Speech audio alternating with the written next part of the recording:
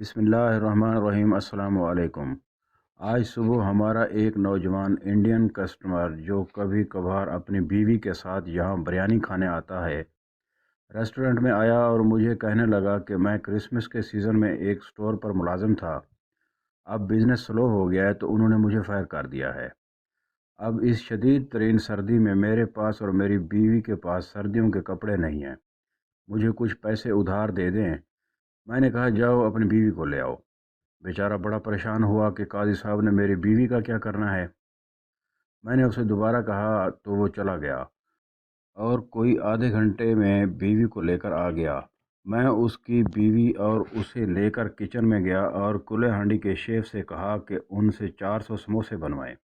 صبح 11 سے سپہر 3 بجے تک انہوں نے سموسے فرائی کر کے ایلومینیم ٹرے میں سجا دیے۔ میں نے جاننے والے ایک انڈین اور ایک کشمیری گروسری سٹور والے کو کال کی، انہیں صورتحال بتائی تو انہوں نے کہا بھیج دیں۔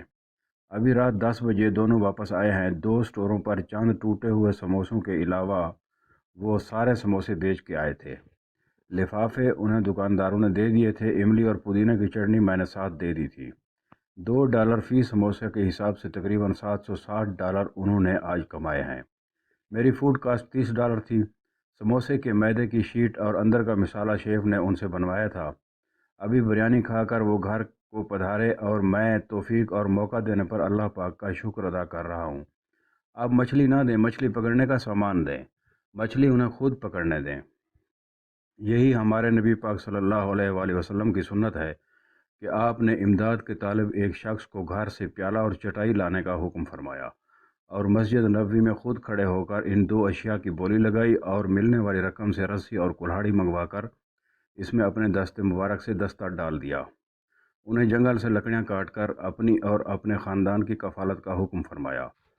آپ صلی اللہ علیہ وآلہ وسلم کے امتی ہونے کے ناطے آپ کی اتباع اور سنت پر عمل ہمیں دین اور دنیا میں ایک ممتاز مقام عطا کر سکتا ہے۔ مچھلی نہیں، مچھلی پکڑنے کا سامان دیں۔ بلا تخصیص مذہب اور قومیت خدا کی مخلوق ہونے کے ناطے انہیں خود مچھلی پکڑنے کی عادت ڈالیں۔ اللہ پاک عمل کی توفیق عطا فرمائے، آمین۔ ناظرین، حوصلہ افزائی کے لیے سبسکرائب ضرور کر دیا کریں۔ شکریہ۔